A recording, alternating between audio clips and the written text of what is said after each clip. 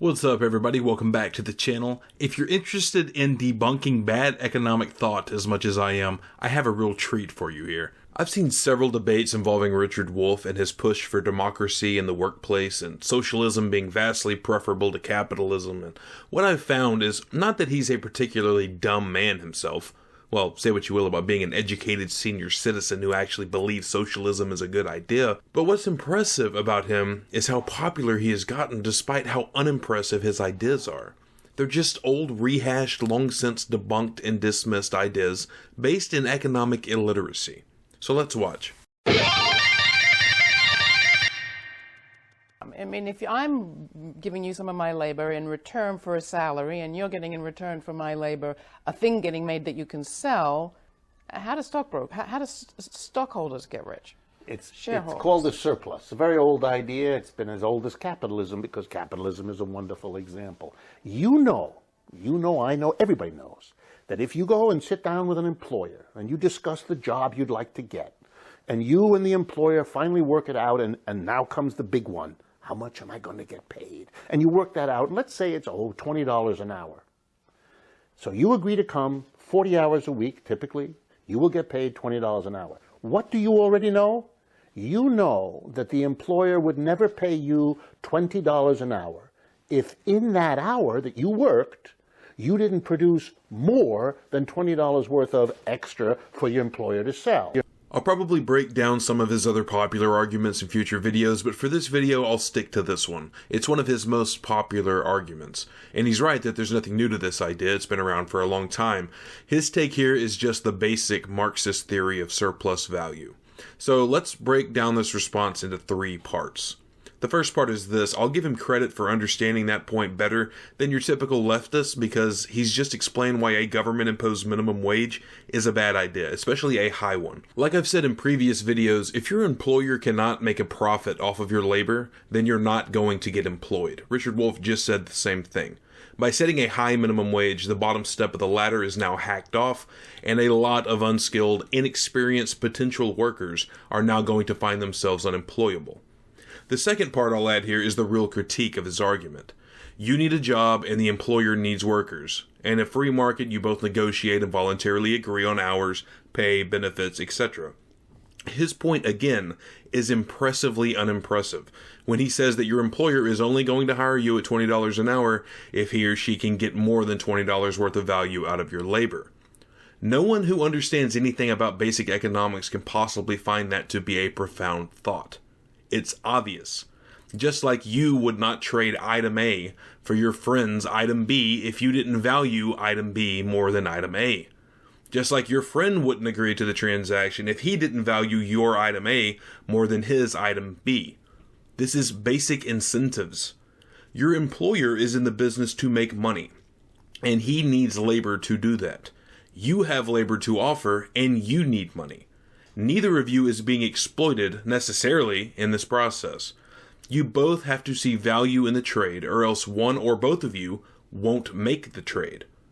The third part of this response is to why a growing number of people, especially young lefties, find this thought to be profound. This all comes from the idea that is extremely pervasive in the political left, and that idea is that profit is somehow bad. It's a dirty word, and anytime you hear it, your ears should be trained to equate the word profit with exploitation. Well, that's just not the case, and it comes from an even more pervasive misunderstanding of what money is. People know of money as a means of exchange of value, a sort of commonly accepted token of value, and we all accept it, so we aren't all trading, fish for your lumber or my beaver pelts for your bullets. But it's what the Austrians, like the late great Ludwig von Mises, pointed out, is that money relates to prices. Prices provide information about products.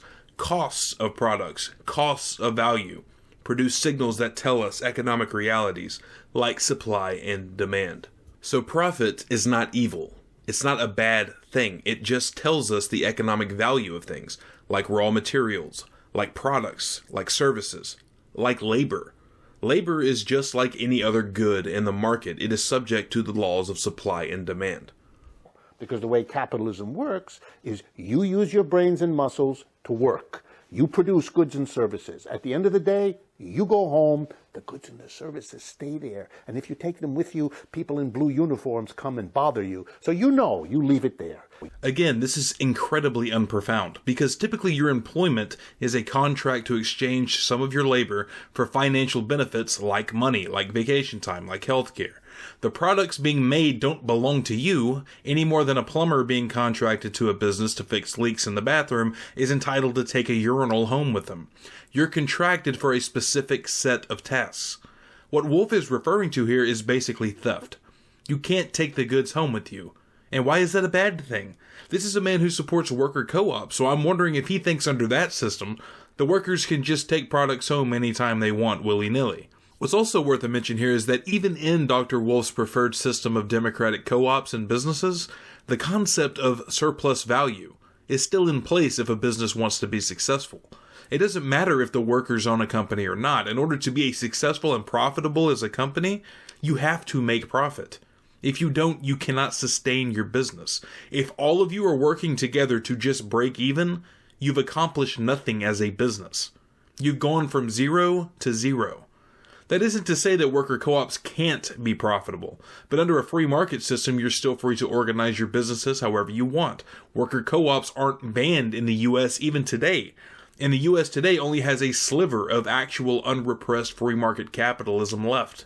And you know, too, that they would only pay you $20 an hour, or $50 or $1,000, if in that hour you added more of what they sell than it cost them to hire you. You produce more than you get. Again, in any trade or voluntary transaction, both parties have to see a benefit, or else they would not enter the agreement.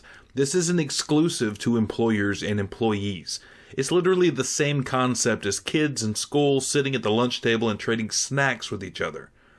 No one is trading something they like for something they do not want. All trades work this way. The employer needs your labor. You need money. Richard Wolff's point basically comes down to thinking that if an employer benefits in any way from the employment agreement, it must be exploitation. And there's a word for that. Retarded. Like really retarded. Also, as I've mentioned in other videos, think a bit deeper about the employer-employee relationship and what does the employee's labor bring to the table by itself. The employer typically provides tools, materials, products, customers, and a variety of other necessary factors to the trade. The employee typically brings themselves and their labor. And your labor by itself is not making you as much or more money or benefits than your employer is offering. I know that for a fact because if it was, if your labor by itself was resulting in more money or benefits than your employer offered, you wouldn't have an employer. You would be making that money yourself. And a lot of people do that. They're called self-employed. That's an option too, because capitalism is a vastly superior system in that it incentivizes cooperation, it drives innovation, and it operates on a voluntary basis. Freedom produces possibilities. Socialism, whether it's under the banner of democracy or not, is coercion. Decisions are not up to you. They're going to be up to the majority. Wolff is also either incredibly misinformed or incredibly dishonest in what he blames on capitalism, but I'll have to cover that in a future video. Until next time, take care everybody.